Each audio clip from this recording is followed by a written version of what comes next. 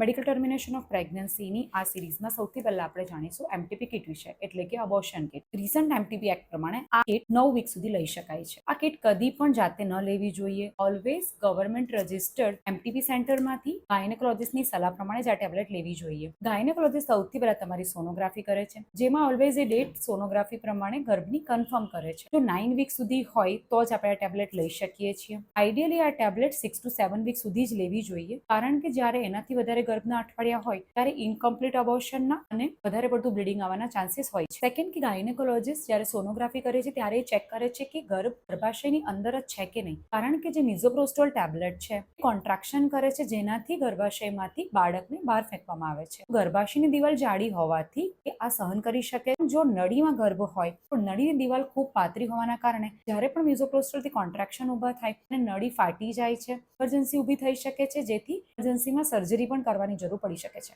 Always time confirm કરીને ગર્ભાશયની અંદર બાળક છે એ જાણીને જ આ દવા લેવી જોઈએ.